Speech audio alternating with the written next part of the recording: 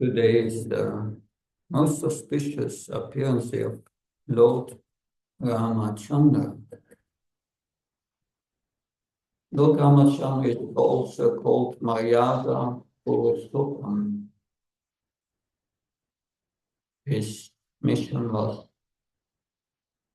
to establish Dharma and to show especially the Dharma of a king. That it is an incarnation from Krishna. Lord Krishna is not an incarnation, he is origin of all incarnations. It's called Lila Purushottam. Yes, very sweet pastimes with his devotees. And Lord Chaitanya is called Prema Purushottam. He gives everyone love of God. Today we will hear about Lord Ramachandra, and Sukadeva Goswami gives a summary of these pastimes in the 9th canto of the Bhagavatam, and we will read just the introductory verse to these pastimes, and then we will hear about the qualities of Lord Ramachandra. Om Namo Bhagavate Vasudevaya.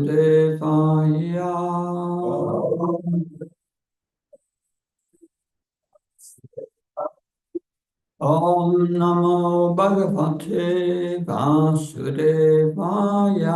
Om Namo Bhagavate Vasudevaya.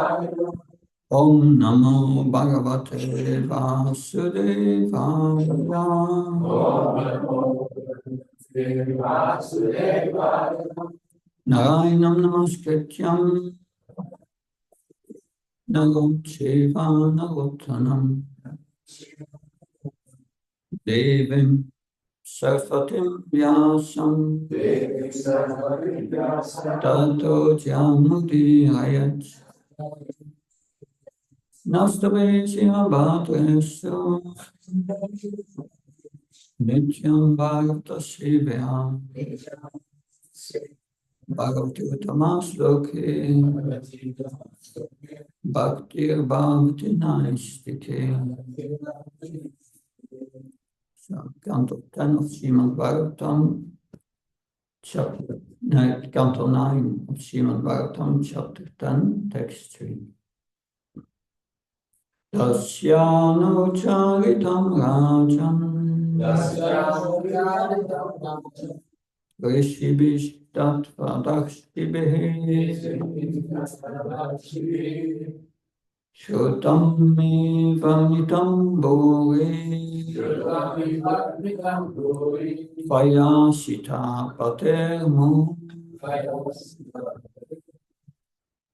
Dasyano charitam rajam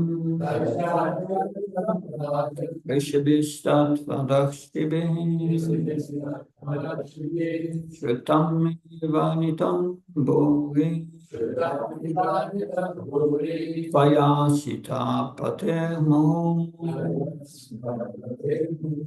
Dasyano charitam rajam Rishibhistat vadakshtibe Shrutam vanitam bhore Vayasita patermo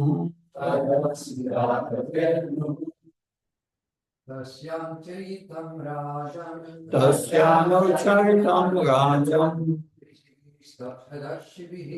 Rishibhistat vadakshtibe Shrutam vanitam bhore Vayasita patermo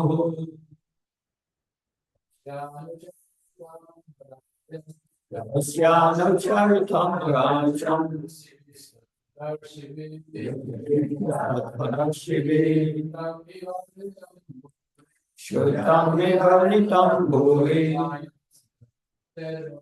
Ayasita Patel Moho.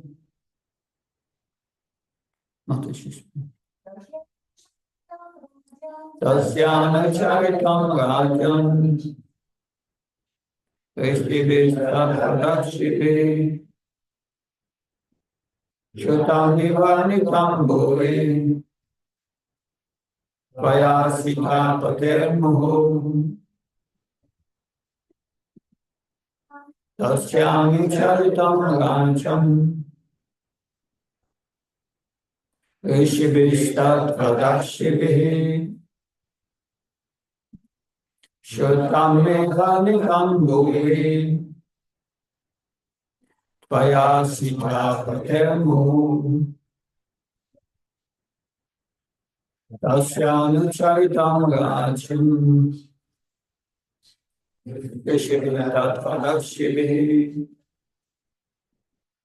Shrutam nivanitam bhuri Vayasita patermo. Whatever translation. Tasya, of him, the Supreme Personality of Godhead, Lord Ramachandra, and his brothers, Anucharitam, transcendental activities. Rajan, O king, Maharaj Parikshit, Rishibhi, by great sages or saintly persons, Tatpadakshibihi, by persons who know the absolute truth, Shrutam, have all been heard. He, indeed, Varnitam, as they have been so nicely described, Puri, many, Tvaya, by you, Sitapate, of Lord Ramachandra, the husband of Mother Sita, Moho, more than often. Translation and purport by Abhakshanavinda Bhaktivedanta Swami Srila Prabhupada Ki. O King Parikshit, the transcendental activities of Lord Ramachandra have been described by great saintly persons who have seen the truth. Because you have heard again and again about Lord Ramachandra, the husband of Mother Sita, I shall describe these activities only in brief. Please listen. Purport. Modern Rakshasas, posing as educationally advanced merely because they have doctorates, have tried to prove that Lord Ramachandra is not the Supreme Personality of Godhead, but an ordinary person. But those who are learned and spiritually advanced will never accept such notions. They will accept the descriptions of Lord Ramachandra and his activities only as presented by Tattvadashis, those who know the absolute truth. In Bhagavad Gita 4:34, the Supreme Personality of Godhead advises, Tat Vinipanipatena Pariprashnena Sevaya Upadekshyanti Te Jnanam Jnaninas Tattva Dakshinaha. Just try to learn the truth by approaching a spiritual master. Inquire from him submissively and render service unto him. The self-realized soul can impart knowledge unto you because he has seen the truth. So unless one is tattvadakshi, in complete knowledge of the absolute truth, one cannot describe the activities of the personality of Godhead. Therefore, although there are many so-called Ramayans or histories of Lord Ramachandra's activities, some of them are not actually authoritative. Sometimes Lord Ramachandra's activities are described in terms of one's own imaginations, speculations, or material sentiments. But the characteristics of Lord Ramachandra should not be handled as something imaginary. While describing the history of Lord Ramachandra, Sukadev Goswami told Maharaj Pariksit, "You have already heard about the activities of Lord Ramachandra. Apparently, therefore, 5,000 years ago, there were many Ramayanas or histories of Lord Ramachandra's activities, and there are many still. But we must select only those books written by Tattvadashis, Jnaninas Tattvadashinaha, Bhagavad Gita 4:34. Not the books of so-called scholars who claim knowledge only on the basis of a doctorate." This is a warning by Sukadev Goswami. Rishibis Tattva Darshibihi. Although the Ramayana composed by Valmiki is a huge literature, the same activities are summarized here by Sukadev Goswami in a few verses. Om Ajnana Timandasya Jananjala Shalaka Shakshur Unmilitam Yena Tatsmai Shri Gurave Namah. Nama Om Vishnu Padaya Krishna Prestaya Bhuttale Srimate Bhakti Vedanta Swami Namini Namaste Saraswati Devi Gauravani Pacharini Nirvishesha Sunyavadi Vaskachai Desatarini Srila Prabhupada Ki. Srila Prabhupada in this purport stresses we should hear from authoritative sources, not from so-called academics, but those who are tattvadashi, those who have seen the absolute truth, who have realized it. They are authorized to speak. They are Mahajans. A characteristic of a Mahajan is that he has realized the Supreme Personality of Godhead in his heart. He has realized knowledge. That the Srila Prabhupada, many times when he speaks about incarnations of Krishna, he quotes the first from the Brahma Samhita. Ramadi Mukte Sukale Niyamena Tishtan Nanavakaram Agaro Vanesha Kintu Krishnasvyam Swamabhavan Paramam Pumanyo Govindam Adipurusham Tamam Vajami. This is a verse spoken by Lord Brahma, the 5th chapter of the Brahma Samhita, the only chapter we have, so we are missing a lot. 50th chapter. But this chapter was retrieved by Lord Chaitanya in South India. And Lord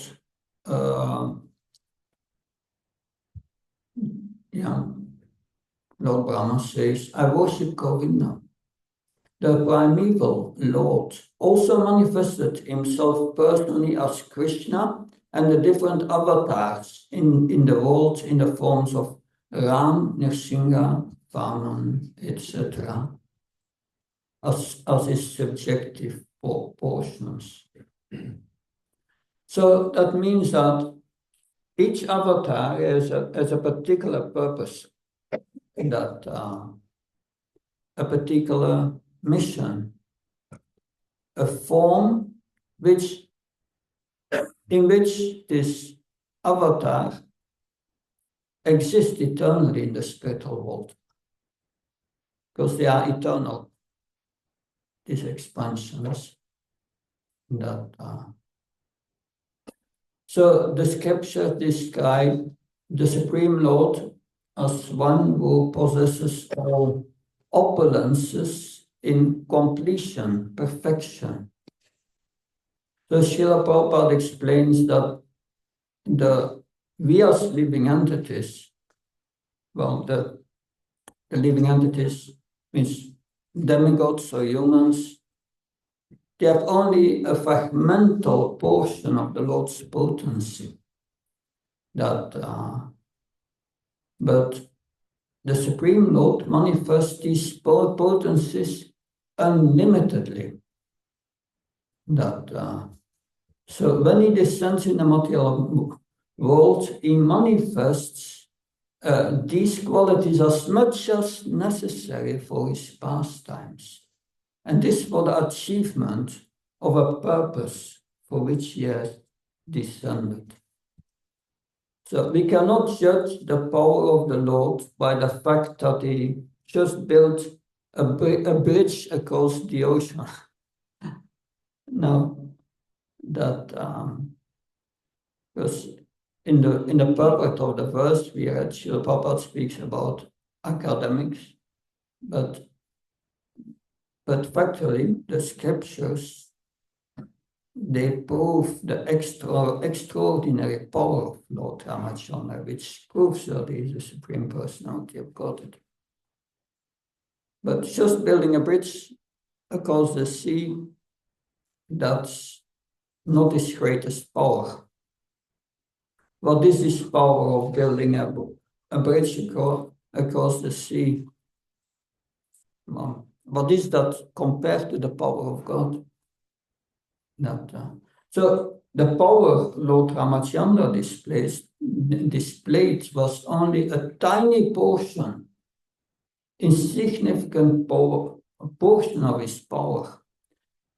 But if we compare that with human standards, it's extraordinary. It's extraordinary in the standards of the material world.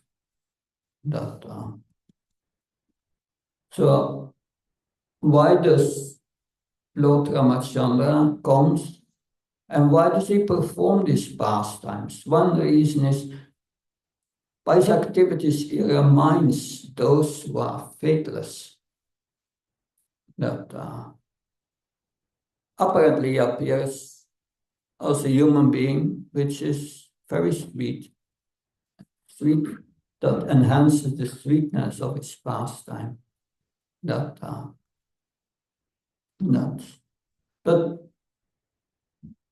time to time he exhibits an ordinary power or some opulence, which reminds everyone that he's not an ordinary person, not an ordinary human being, but is directly the Supreme Lord.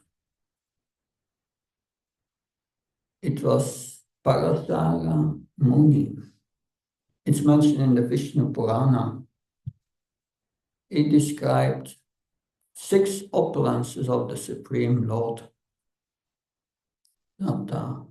Parasara Muni is the father of Srila Vyasadeva. Parasara Muni wrote also the Vishnu Purana. And also the Brihad Parasara Hora Shastra as an astrological treatise that Jyotish is the father of Jyotir. Astrology are the eyes of the Vedas. But Parasara Muni in the Vishnu Purana mentioned Aisparya Samagasya Viryasya Yasasa Shriya Jnana Vairahyayoseva Samnam Bhaga Itangana. So it says Bhagavan is one who possesses 6 opulences. it's Aishvarya, wealth, unlimited wealth, Virya, unlimited power, Yasa, unlimited fame, Shri, beauty, Jnana, knowledge, Vairagya, renunciation. So this verse has become quoted by Prabhupada many times. It has become the foundation of the definition of Bhagavan, the Supreme Lord. That it emphasizes that the Supreme Lord is a complete possessor of all these 6 qualities, which makes him unique and transcendental. First quality that I will discuss is Aishvarya. That if we read Ramayana, we can read about the unlimited wealth of Dasarat Maharaj. Dasarat Maharaj and Lord Ramachandra inherited all this wealth from his father. There are many references, we cannot go in detail, but we just try to mention one example that when this is the beginning of the Ramayana, King Dasharat cannot get, he didn't get a son. And he was very worried. And on advice of Vashishta, he organized a big sacrifice. And they also invited Rishashringa, that's the whole story in itself, to perform the sacrifice, a very qualified Brahmin. And he invited all the kings and so many personalities. And he created an entire city, a housing for all kinds of visitors. So there were Brahmins, priests, invited Vaishyas, there were Sudras, even Kshatriyas, who came from different parts of the globe.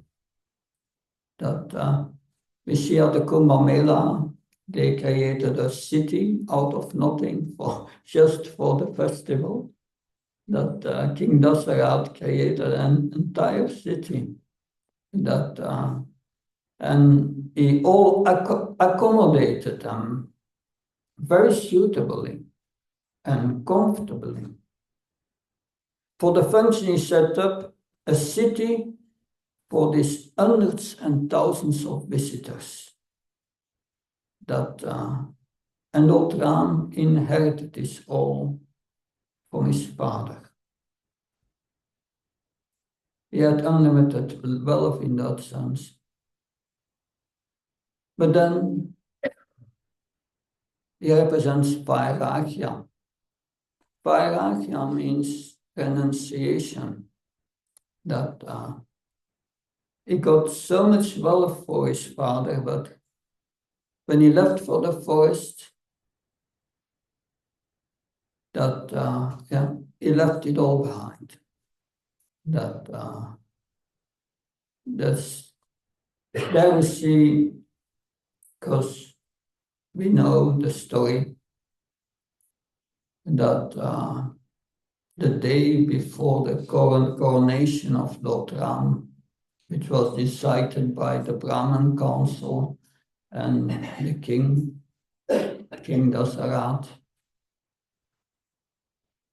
Kaikeya came to Dasarat and reminded him that he had given him a boon, because he served him very nicely one time when he was wounded, injured in a battle. And at that time, Dasarat said to Kaikeya you can ask for me 2 boons. But she said, no, I don't need any boons, she said, but if I need in the future, I will ask you. And the day for the coronation of Lord Ram, Mantrara, she was the main servant of Kaikeyi. And she was an evil character. She told Kaikeyi, look, if Ram becomes the king, then your son Bharat will become the servant, just the servant of Lord Ram. He will have no power. So why not ask Dasharat? He gave you 2 boons, now's the time. And you ask him 2 things. The first boon is that he should coronate Bharat as the emperor, not Ram. And the second boon, you ask to banish Ram from the kingdom and put him in exile for 14 years. Yes. And that's what she did.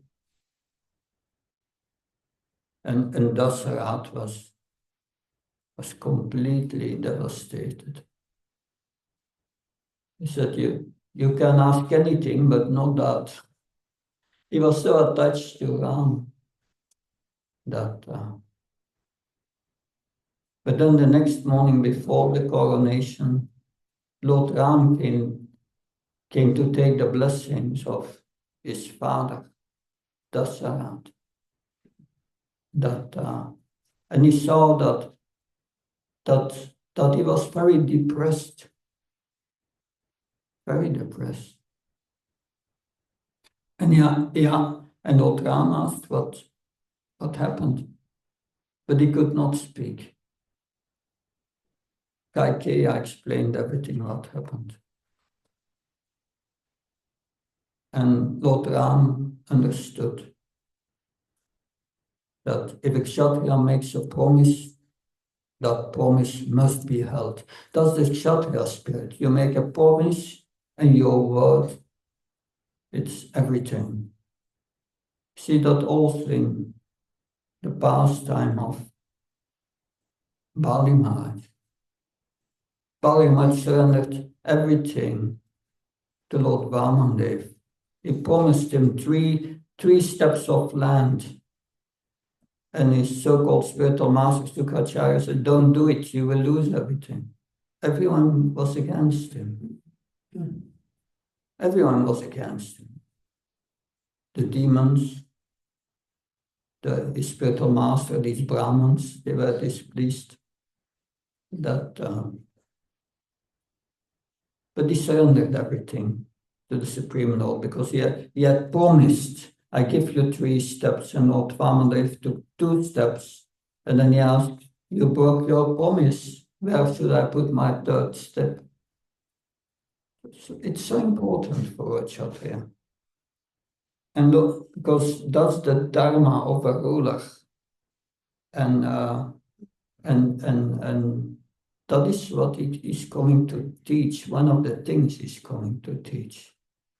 Maryada Purushottam is going to teach dharma, especially the dharma of the king. Everyone has to do his duty. And he understood immediately, and he said to his father, no problem, I will go in exile to the forest for 14 years. Please bless me. He was not even disturbed. He said, I just abide with you by your order. He renounced everything. So he renounced the kingdom, all the wealth, all the comfortable living conditions. He renounced the palace and all the residents of Vrindavan, all the residents of Ayodhya who loved him so much that so he was so much loved by everyone. So, because when he followed the order of his father and decided to leave, all the citizens of Ayodhya said, "We will all come with you. That let Kaikeyi stay here with Bharat and rule an empty Ayodhya.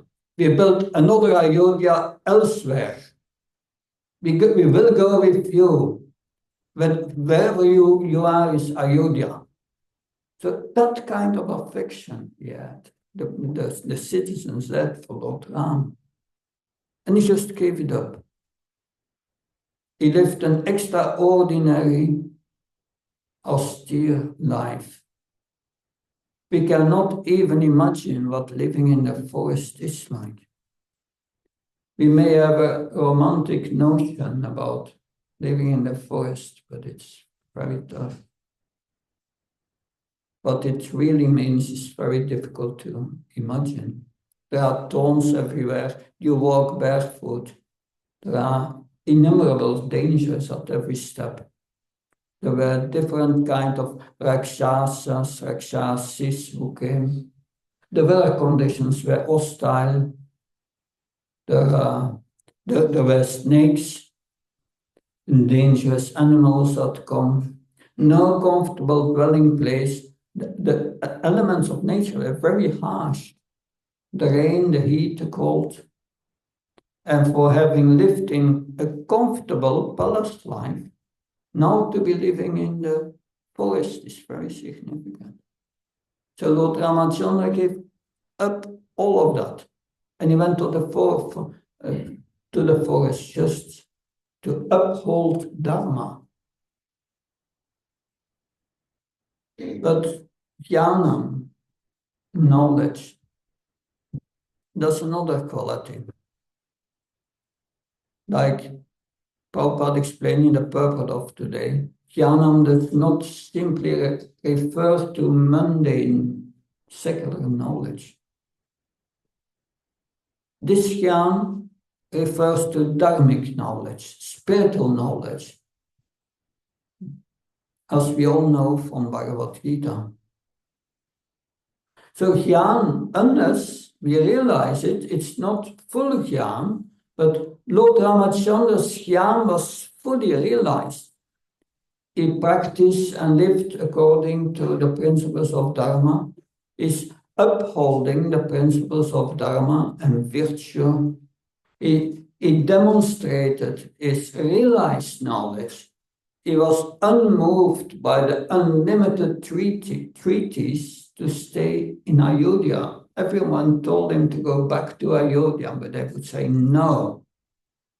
Now, many rishis came and tried to convince him to come back. But Lord Ramachandra was not moved. He stuck resolutely to the path of Dharma. I must follow the principles of Dharma. So kings come and go. That all that is said may be true or not be true, but I follow the path of Dharma, he said. As a leader, it was also his duty to instruct the citizens on the path of Dharma and everyone else. Just as we heard from the story of King Rishabhadev, he instructed his 100 sons.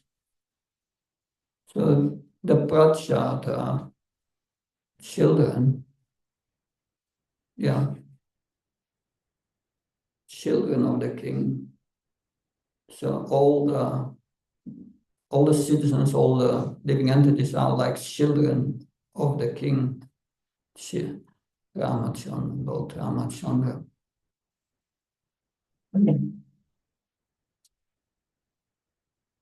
So this is here. This is from the 5th canto of the Bhagavatam. The residents of Jambudvip are praying to and glorifying Lord Ramachandra. They say, Martya Avatara. The Supreme Lord descended into this Martya Loka, the earth planet, where everyone is facing death. It is a planet of death, where everyone is facing death. It is a planet of death, Martya Shiksha, for the sake of giving Shiksha, instructions in knowledge for those who are being in this Martya Loka, those who are living on the planet of death. So Lord Ramachandra descended to this world, especially to this earth, to teach knowledge. So the Lord has not come simply to kill the Rakshasas and Ravan. So therefore is Maryanu Purushottam, upholding Dharma, even in the most painful decisions. He did not simply come to destroy all the miscreants, but he has come us to instruct us in Dharma. Lord Ram gave many good instructions at many times in the Ramayana. There are numerous pastimes, very nice instructions he has given that Russia is upholding Dharma. That because many times we hear those who are not proficient in this knowledge of the Ramayana. They think, why did Lord Ramachandra test Sita after he killed Ravan? Why did Lord Ramachandra send Sita in exile to the forest? So these are painful decisions. When Lord Chaitanya was traveling in South India, he was staying at the house of the Kurma Brahman. And the Kurma Brahman was a devotee of Lord Ramachandra. And when he arrived there, then the Kurma Brahman invited Lord Chaitanya for lunch, but when Lord Chaitanya arrived there, he had not cooked yet. He said, I cannot cook, he said, Kurma Brahman, because I feel so depressed that because why, and he gave the same reason, why did, he felt, why did Lord Chaitanya test, why did Lord Ramachandra test Sita?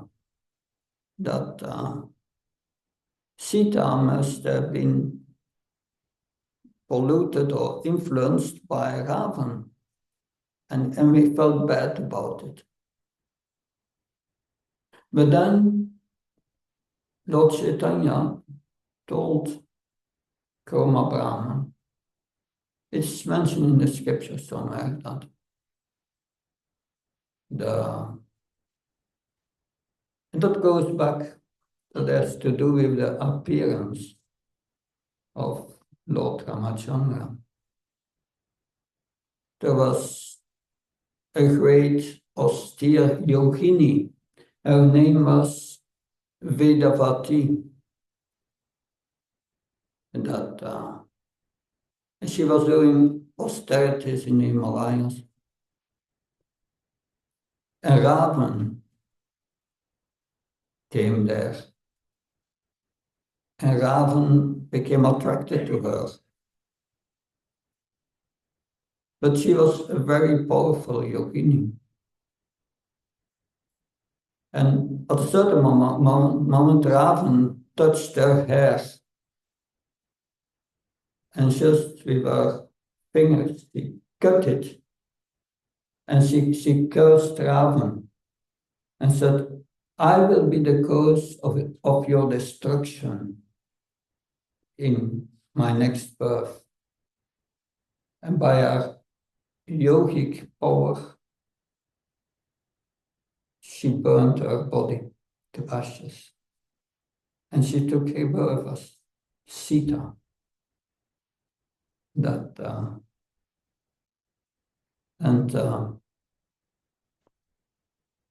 It is said that Ravan never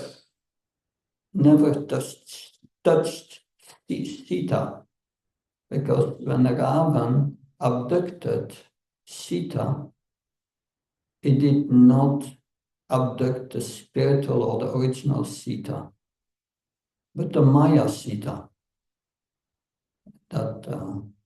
This Maya Sita is what he brought to Lanka. And later, when Sita was liberated,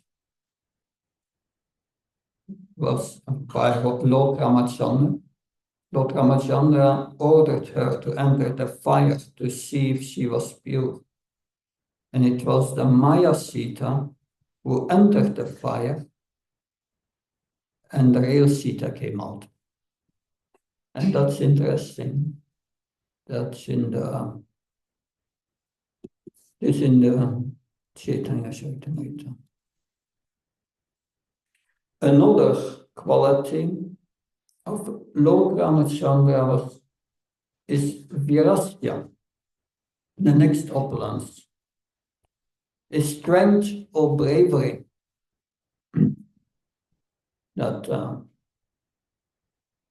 Who can be as brave as Lord Ramachandra? When Vishwamitra Muni came to see King Dasarath, at that time Lord Ramachandra was 16 years old. He had not even finished his military training.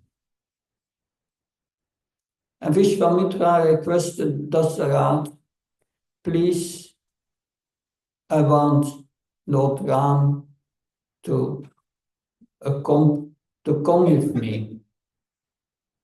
Because there are Asuras and Rakshasas who are causing a lot of disturbance to the Brahmins. They were spoiling their fire sacrifices. Because Ramayana is about 2 million years ago. 2 million years ago, we were in Treta Yuga. Treta Yuga was a time, the process of self-realization in Treta Yuga were sacrifices. These sages were doing fire sacrifices in the forest. And especially 2 demons, Baua and Maricha, Subau and Maricha, that they were spoiling their sacrifices. And Vishwamitra said, please give me your son, and to kill these demons.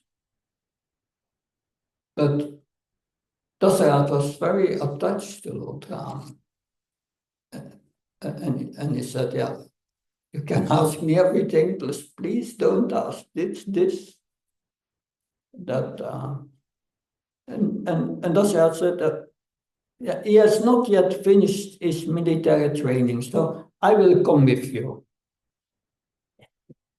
And then Vishwamitra became very angry. And if these great sages become angry, you have to be careful, because they can curse, and kings are very afraid of. But then Sumantra, that was the minister, the minister, first minister of Dasarath, said, this Vishwamitra is the power himself to do this job. He's so powerful, he can do that himself. But he's a Brahmin, it's not his job. Therefore, he wants your son to do it. But he's as powerful. It's so powerful, so he will certainly protect your son. And then Dasara said, okay, let him go with you. But let him go with Lakshmana. And they went together to the forest with Vishwamitra. And in the forest, there they came at a certain moment at the ashram of Vishwamitra and all these Brahmins. And they started to perform these sacrifices, and then these two demons appeared, Subau and Maricha.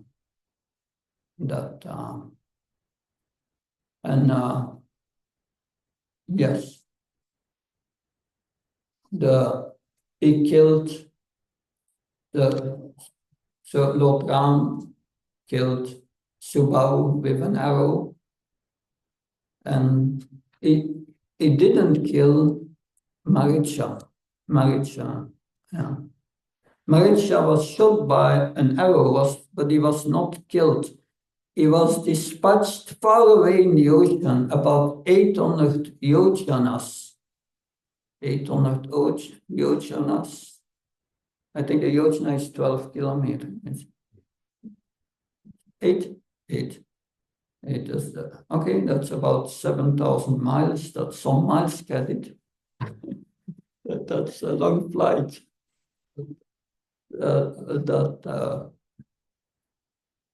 And then from then onwards, Marichi, after this long flight, he never forgot Lord Ram and his power.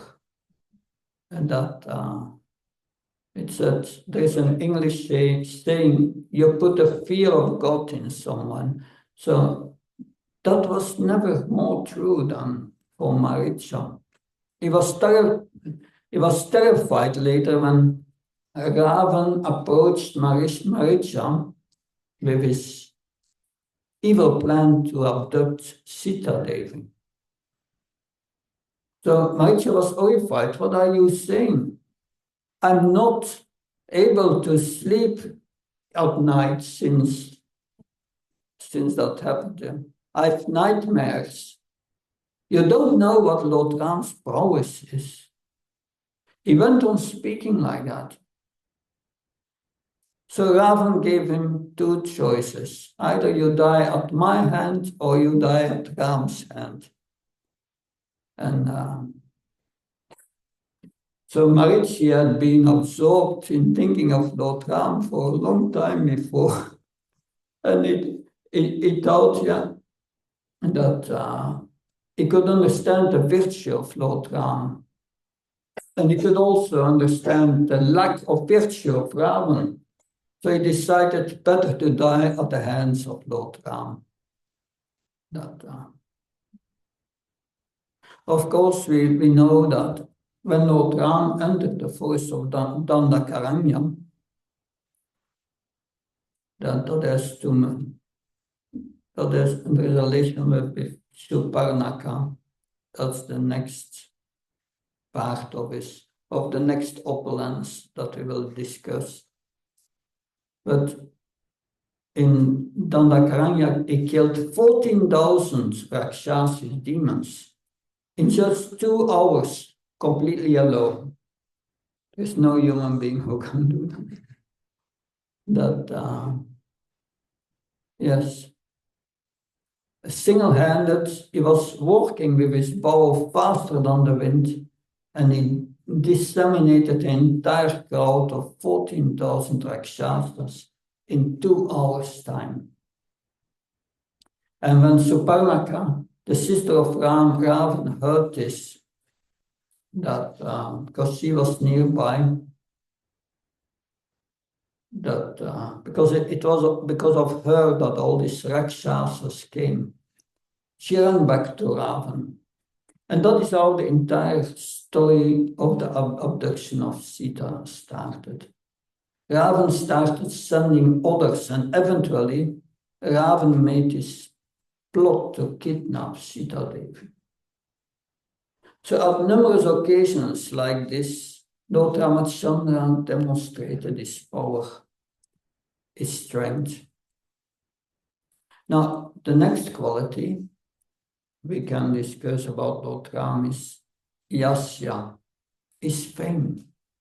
That Lord Ram was famous throughout everywhere, and his pastimes unfolded, and he became more and more famous. Sometimes people ask, was Krishna's name changed before Krishna appeared 5,000 years ago? Because he did not appear before. He wasn't there at that time. But the appearances of the Lord, they take place all at the scheduled time. All the names of the Lord are eternal. Therefore, when Lord Ram appeared, he was famous. The Supreme Lord's fame in his different incarnations is eternal. It's not created at a certain point of time and forgotten after a period of time, as it happens for worldly people who may exhibit some great power or opulence. So many kings have come and gone in this world. Many other so-called great personalities have come and gone, but there was a beginning in time to get fame. And then there was a limited time that people remembered them. But then Lord Ram's fame has been eternal. In fact, when the Valmiki Muni, because that's the author of the Ramayana, the Valmiki Muni was blessed by Brahma to compose the Ramayana. And he said, he was especially blessed that everything he would say would be true. This benediction I give you, Lord Brahma said. This empowerment I give you, Brahmaji said. Whatever you say about Lord Ram, your Ramayana will remain existing and remain popular in on this earth as long as the sun and moon exist, as long as the hills and the mountains and as they exist. In other words, until the end of the creation. So Lord Ram's fame is eternally existing in every creation. The fame of Lord Ram, as well as the other avatars, always eternally famous. Now the next opulence is Shriya, beauty. Lord Ram's beauty was the cause of the problem with Suparnaka. She was attracted to the bodily beauty of Lord Ramchandra so much that she did not hesitate to approach him. But Lord Ramachandra said in jest, "Oh, I'm already married, but here's my younger brother, Lakshman. He's not married. You can approach him," which she did. She did approach that. But anyway, it went back to Ram and Lakshman, and after some time, Suparnaka lost her patience, and then she understood. She was thinking, the problem of my unfortune is Sita, and she attacked Sita. Well, the Lakshman. She attacked Sita, but then Lakshman immediately cut off her nose, ear. So she became very angry, Suparnaka, and she fled back to Ravan. And so many Rakshasas came trying to fight with Lord Ramachandra. That's one case of his being attracted by his beauty. But when Lord Ramchandra was passing to the Dandakaranya forest, many sages were attracted by his beauty. Although these sages were in male bodies, they were transcendentally very advanced. So they were on a spiritual platform, and they desired to serve the Lord in Madhurya Ras, that conjugal love. Obviously, it was not possible, as in this world they had male bodies. So Lord Ramachandra gave them a benediction and said that I will fulfill your desires at the end of Dvapara Yuga. That so many of the sages of Dandakaranya, they appeared in Dvapara Yuga. They were called as gopis. They were called the Munichari gopis. And they were trained up further by Nitya Siddha gopis who came from the spiritual world, who descended with Lord Krishna from Goloka Vrindavan. They were further trained up. So when I heard this, it gives us hope. And someone asked Srila Prabhupada, if we are 90% pure, will Krishna accept us? And Prabhupada said yes. Then the devotee said, and 85%. Prabhupada said yes, but it would not go lower than 80%. You must have a certain elevation, and then, but to enter the spiritual world, you must be 100% pure, not 80%. So what does Prabhupada means? It's explained here, like the stages to birth in Krishna's pastimes, and were further trained up by Nitya Siddha devotees. And then became completely pure and were able to go to the spiritual world. So it means we will take birth in Krishna's pastimes. In some sense, we are already in Krishna's pastimes if we participate in the Sankirtan movement of Lord Chaitanya, which he started 500 years ago. And this pastime of Sankirtan is still going on. We can still participate.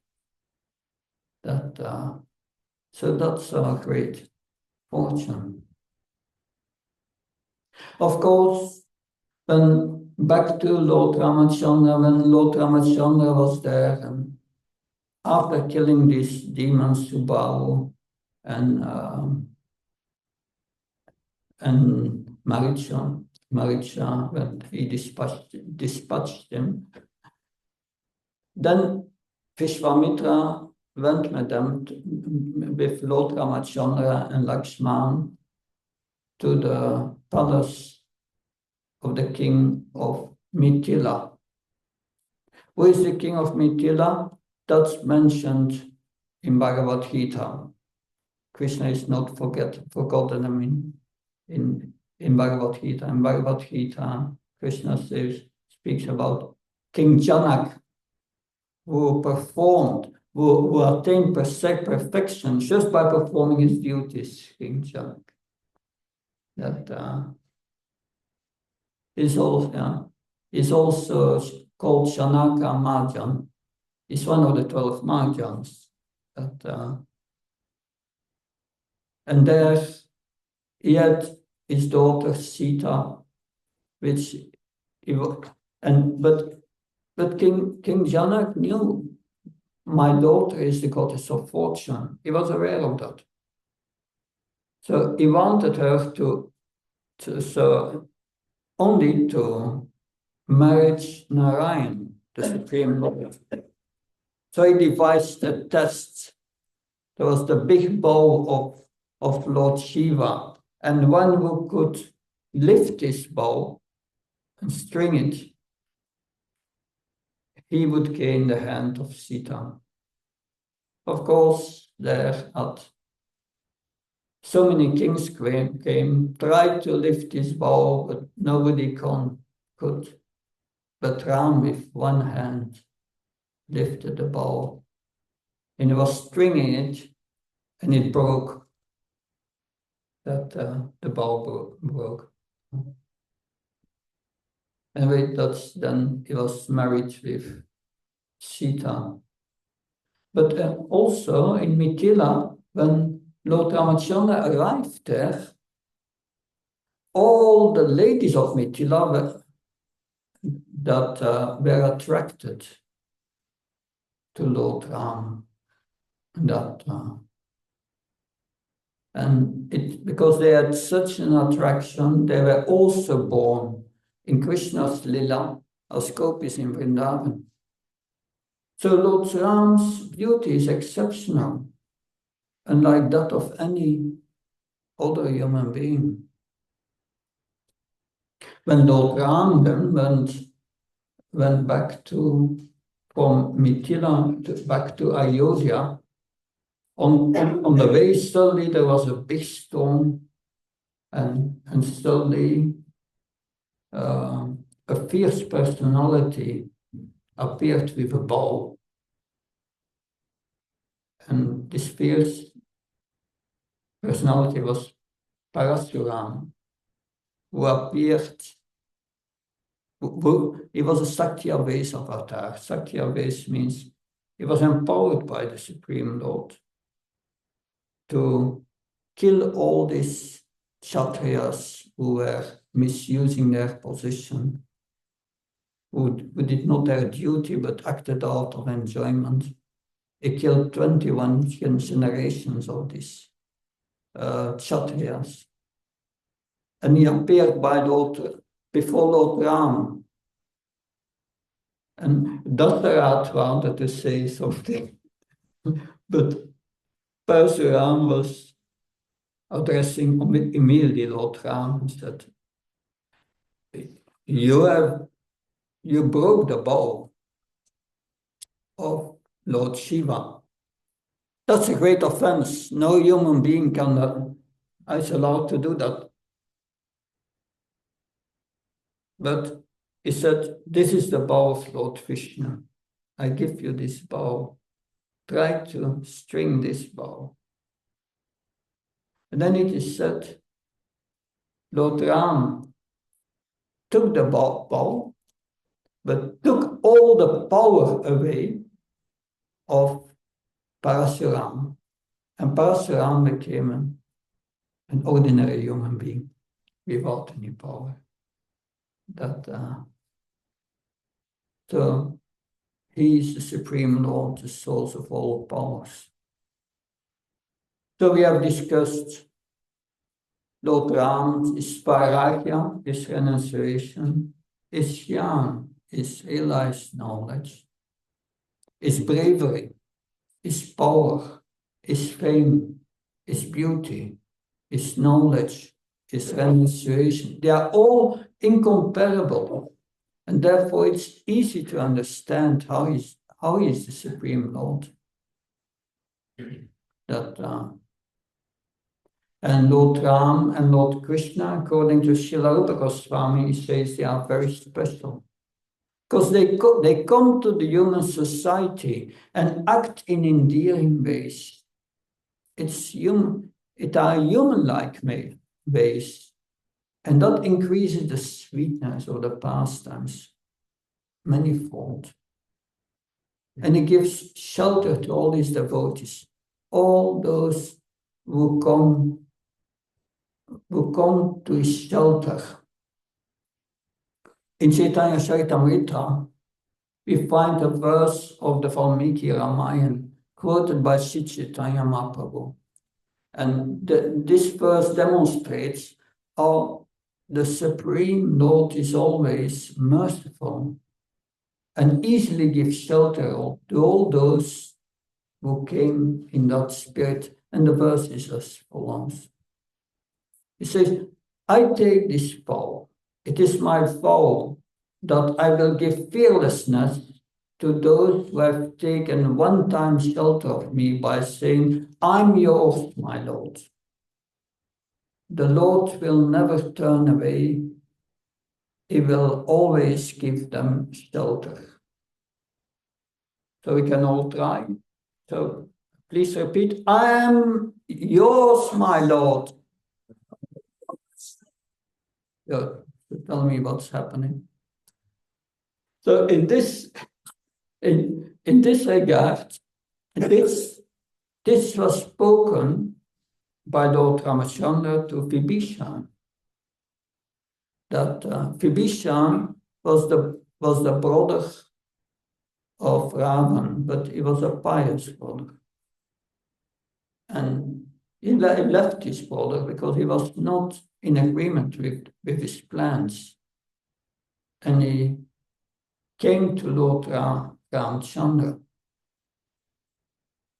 And when he came to Lord Ramchandra, everyone was suspicious. They were thinking, maybe it's a plot by Ravan. Because after all, Vibhishan was Ravan's brother.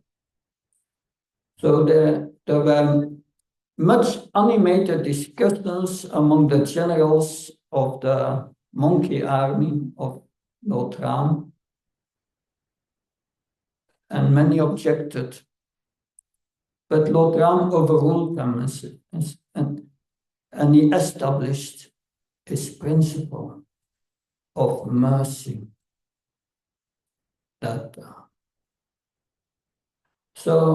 And it is said, this is the greatest quality of Lord Ram. So we can pray to Lord Ram today, that he kindly shows his causeless mercy upon us, so that the anarthas, the impurities in our heart, may be removed. We may pray that we live the lives of exemplary devotees and human beings, that as he has shown an example, and ultimately that we can receive pure love of God and make our life successful. Thank you very much. And we can sing for a few more moments. I try. Raghupati Raghavaracham Patita Pavana Sitaram Raghupati Raghavaracham Patita Pavana Sitaram Sitaram, Sitaram, Raghupati Raghavaracham.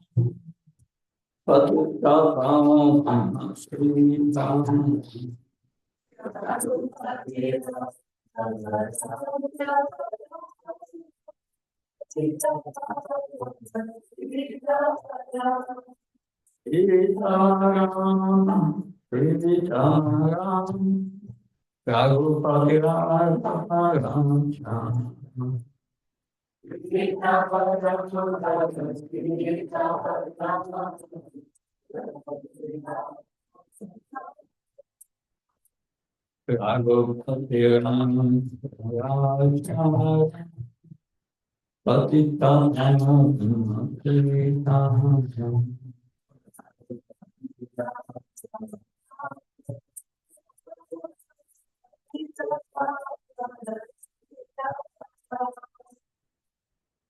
Thank you very much. Questions, comments?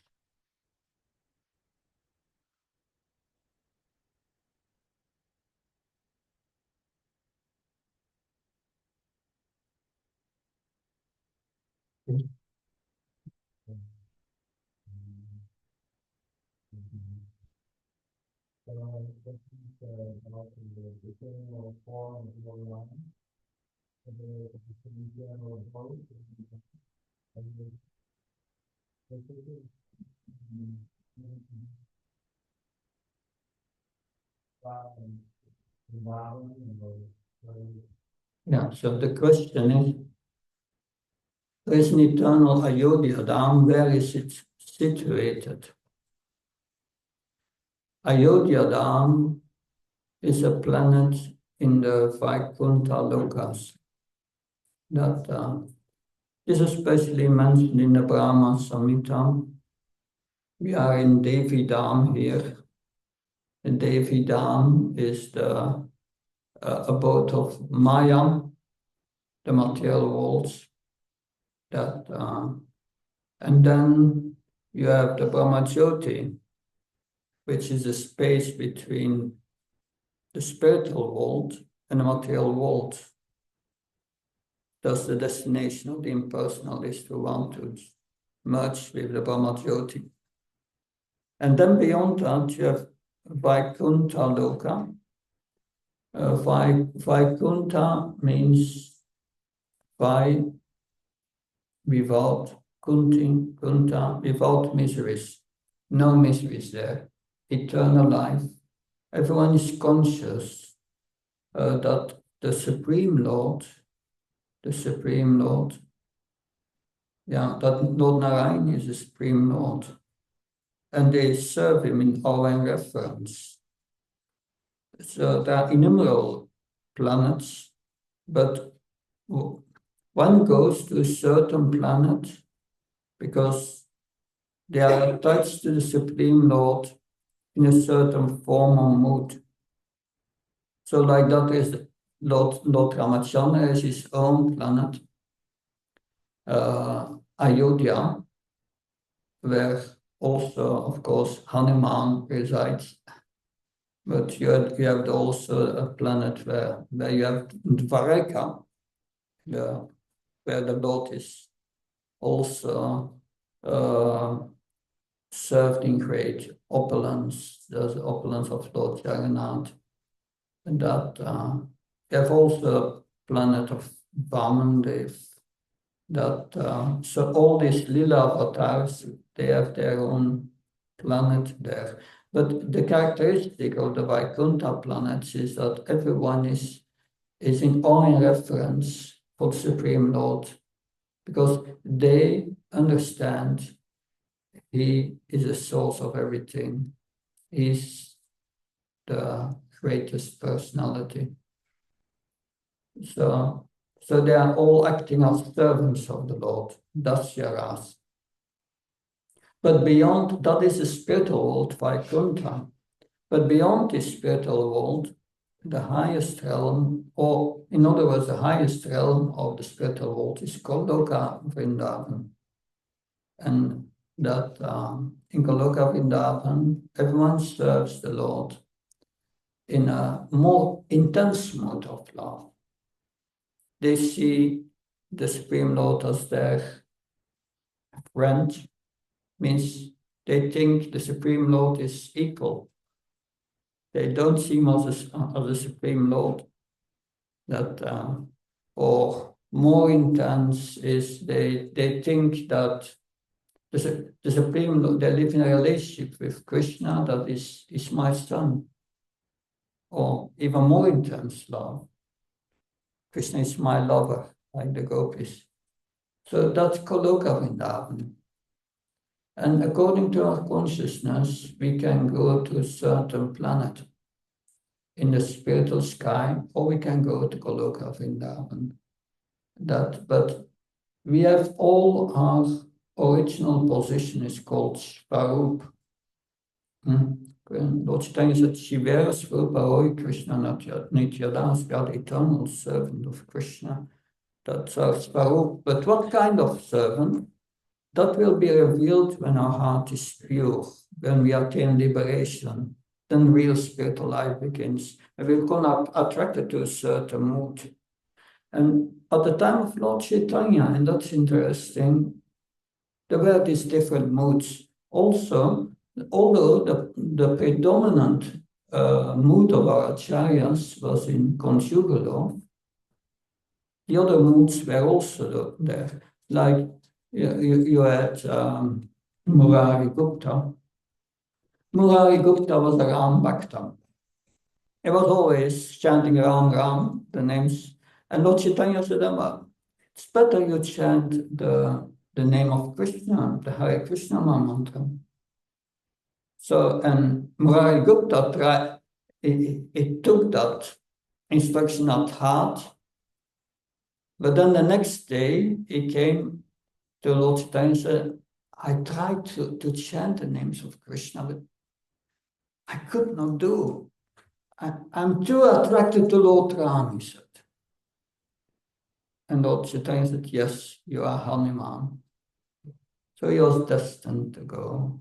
In other words, we have all our original relationship with Krishna. That spiritual means eternal. Our relationship is there. It's not that you develop a certain relationship. It is revealed. The contamination is taken away. And then naturally, when we advance, we will become attracted to a certain form of Krishna and to a certain service also. That will become natural.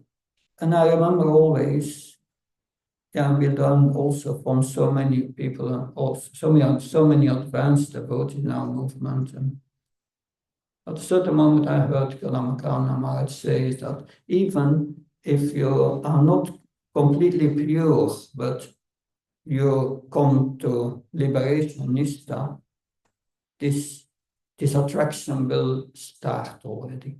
You will feel becoming attracted to a certain, because that's a high level.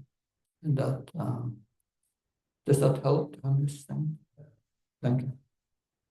Good.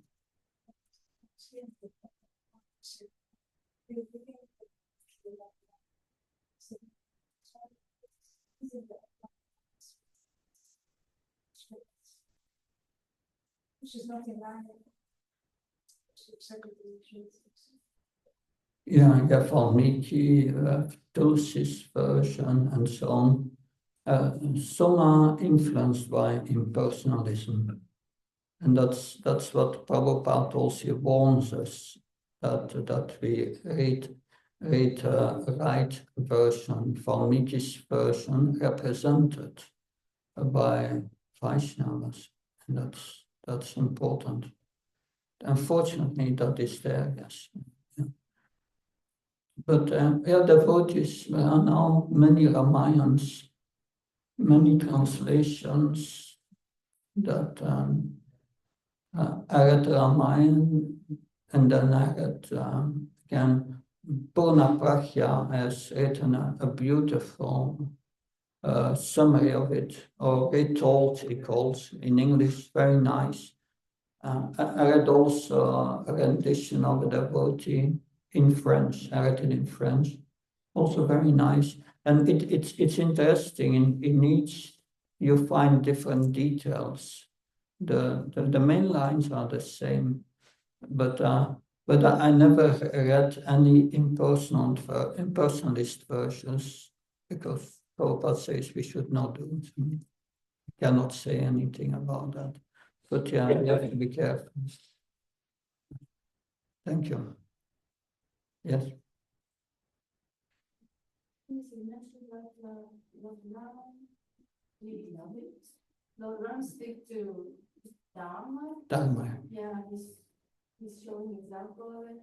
And I'm wondering, can you elaborate on that, or is his exile to the forest, is his Dharma, or is just because of his father is a churcher that he observed that he's a psalmist, so as a churcher, so his son has to do you explain in that sense, or there are other Dharma that from? Yeah.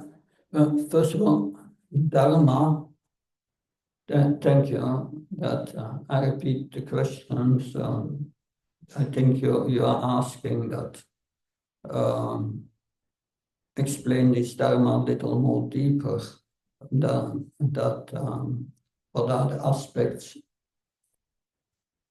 So Lord Ramachandra is Maryada Purushottam, uphold Dharma. But dharmas, mundane dharmas, they are conflicting. And it's very difficult to understand real Dharma even Yudhishthira Maharaj to get the advice of Bhishmadev.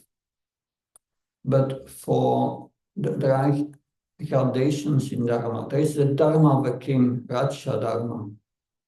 There is the Dharma of a householder. There is the Dharma of a Kshatriya. That are all different dharmas. And sometimes they conflict. But for the first thing, he was the king. He was going to uphold Raja Dharma, the Dharma of a king, and he would never deviate from that.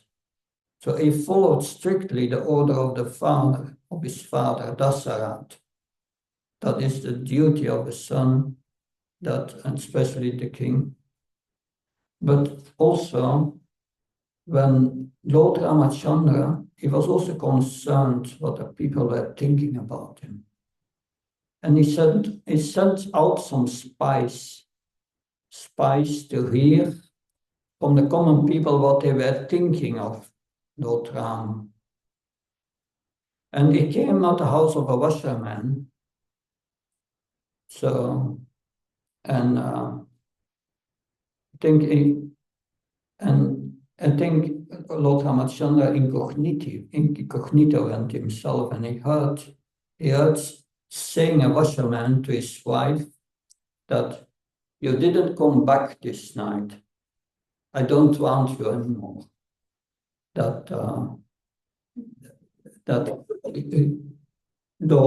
Lord Ram may take Sita back, but I don't want you.